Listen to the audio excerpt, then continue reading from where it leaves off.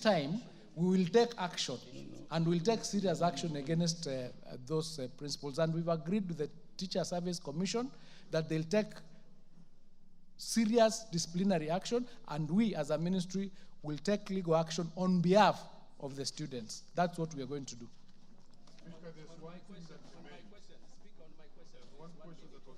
I know that is a very crucial matter for all members of Parliament. I think the point the CS is making is that it is wrong for any institution to hold back the life and the progress of any student.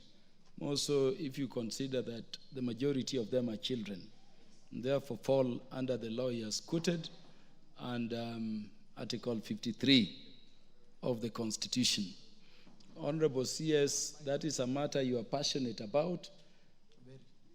Let me say you've done well to communicate it to the public, and I hope all principals are watching. Please follow it through with action. Honorable members, let us not overflog it. Let us wait for action from the Cabinet Secretary. Question number 039 of 2025, the question by the member for Kitunguri, the Honorable Gathoni Wamuchomba. Thank you, Mr. Speaker. I rise to ask question number 39, but before so, Speaker, with your permission, allow me to just stress to the Minister that it is imperative for him to always pronounce statements in this House that are followed by actions. I refer to his session in November last year when we inquired about the preparedness of the JSS grade 9 classrooms. And he came here and assured us that the classes are going to be ready in January. From where I sit in Githunguri constituency, we still have many schools that still don't have those classes.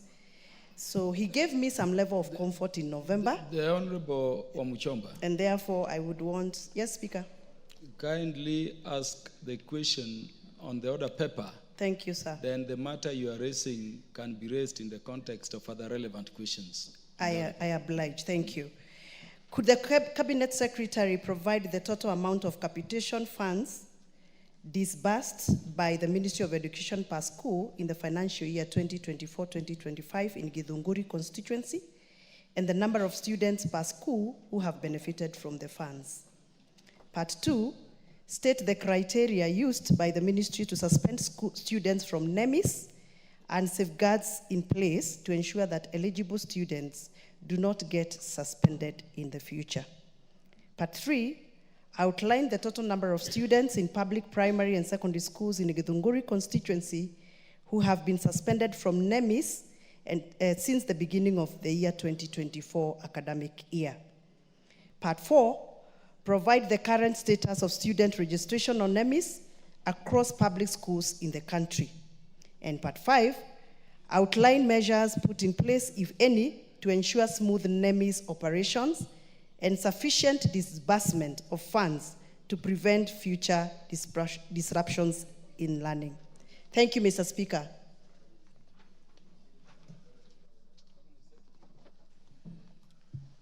Thank you, Mr. Speaker.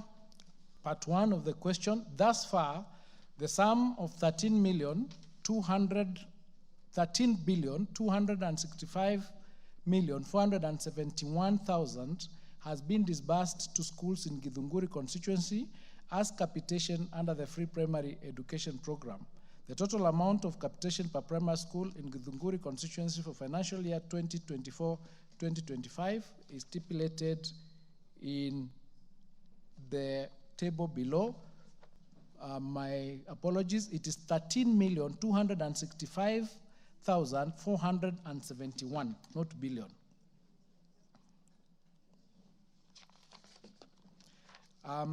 There is a table that we've stipulated in our answer, and the number of schools go to a total of 53 schools. The number of students are various, like AK Magugu, term 1 was 266 students, term 2 was 283 students, and term 3 Enrollment in term 3 was 266 students. Enrollment in term 2 was 283. Like that, I've given that table. If I go through it, it will take too long. And that also is a position for high school. We have 38 schools in secondary schools. So it's 13 million plus. In the criteria used, Mr. Speaker, may I begin by clarifying that no learners are suspended from the National Education Management Information System, NEMIS. NEMIS was introduced to act as a source of reliable, real-time educational data. The data uploaded is then used in making important policy decisions, including the allocation of capitation to learners. It is a requirement that details of all learners enrolled in both public and private institutions be uploaded in NEMIS. In order to ensure the integrity of the data on NEMIS, the learners' birth certificates numbers are uploaded on the system so that each learner has a unique identifier. This ensures that there are no fictitious learners on the system. Since some parents are unable to promptly provide the birth certificates for their children, the ministry uses the NEC assessment numbers for learners in grade 3, 4, 5, and 6 so that they can use those to upload. However, the requirement for birth certificate is still retained for learners in grade 1 and 2. Learners whose details have been uploaded on NEMIS without a unique identifier are not considered for capitation since their existence cannot be verified. To ensure that eligible learners are funded, the ministry regularly requires head teachers to upload full learners' details on NEMIS.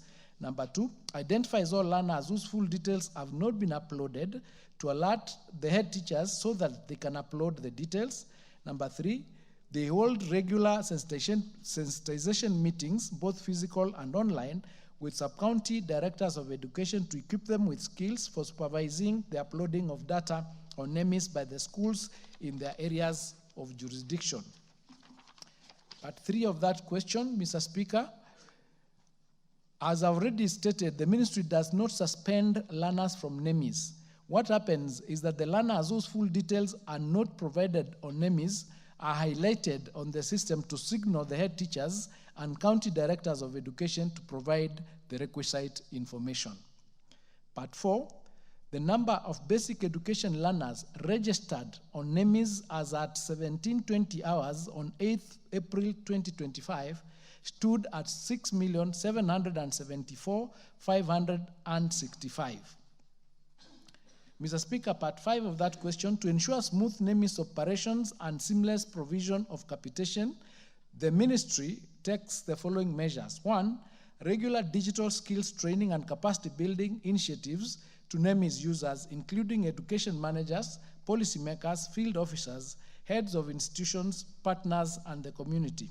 Number 2, the regular and continuous updates and verification of students' bio details and accompanying school infrastructure needs. Number 3, enhancing systems integration between NEMIS and other systems in the education, including NEC and KICD Cloud, among others. And number 4, the provision of training to stakeholders on capitation requirements in NEMIS and early sensitization for data capture and updates. I submit, Mr. Speaker. The Honorable Wamuchomba. Thank you, CS, for the response. However, I am not satisfied with your statement that no student has been suspended from NEMIS system from Githunguri constituency. This is backed by some facts that I can table on the floor of this House, that over 311 students as at 25th of March this year were not in the NEMIS system.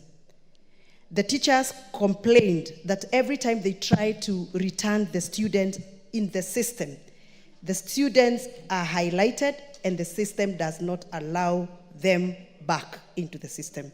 And that I can table as evidence, and therefore, Mr. Speaker, I would seek your indulgence on that issue. Number 2, Mr. Speaker, the CS has said that the total number of public students in Githunguri that are receiving NEMIS funds, he has said that he has a schedule. I would love that he shares with me that schedule through you, Mr. Speaker, with your guidance, so that I can be able to disseminate information accordingly. Thank you.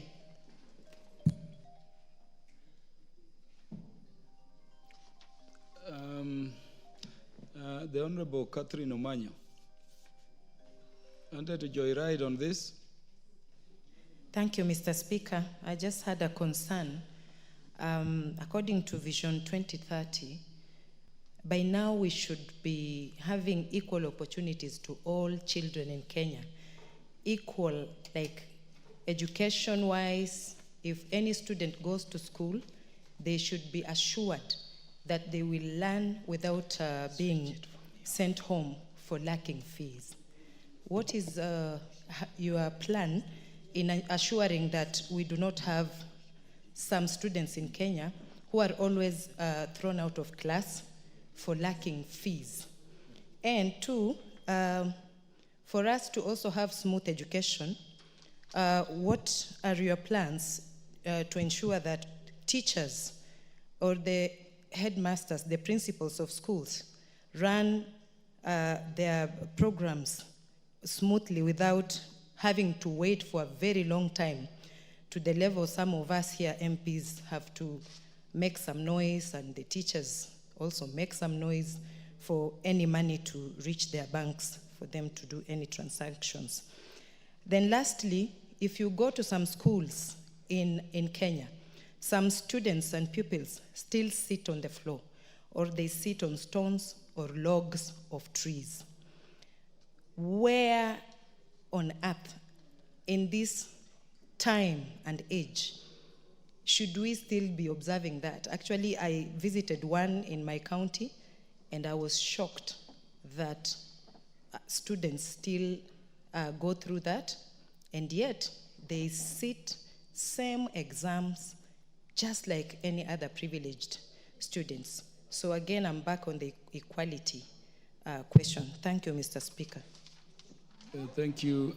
Cabinet Secretary to respond.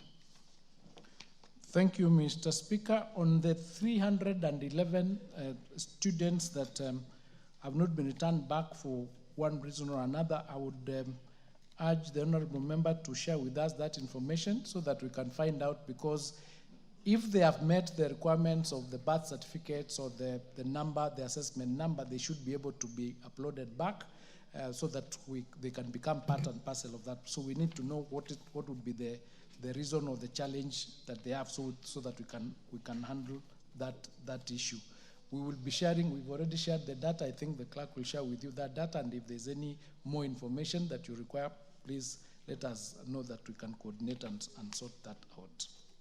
On the question of equal opportunities, the head teachers are not allowed to send students home for lack of fees, because secondary and primary schools is funded by the government, unless it is the portion that relates to boarding that the parents pay. But otherwise, the guidelines from the ministry is that you do not send the students home, for example, for the delays in capitation, and that will answer the second part of that question. And we had indicated, in fact, last time there was a bit of a delay in the release of capitation, and we did urge the principals and the head teachers not to send the students home, and they obliged. And we normally work very closely with the Ministry of Treasury to ensure that the capitation is released on time. Last September, it was released 2 days before opening, so we did not have that challenge. But in January, there was a bit of a challenge. We had to do it even in installments. For the second term that is coming, we are already engaging with the Treasury, including this morning we had a meeting with Treasury to try and negotiate with them to ensure that we receive the capitation before the schools open. So it is that balancing act that we have to do because of the scarcity of resources to ensure that the money is in school so that there is no hardship for the teachers. It's an understandable challenge, but it's a challenge that is across the board that we are working very, very hard to ensure that maybe going forward it can be resolved. On the issue of the infrastructure relating to the children not having enough either desks or classrooms, this is a normal challenge that the government is facing, and as I said earlier, we are working very closely, including with members of Parliament through the CDF. And thank you very much, by the way, members, because some of the institutions I've visited, you've done a very good job in support of our institutions in coming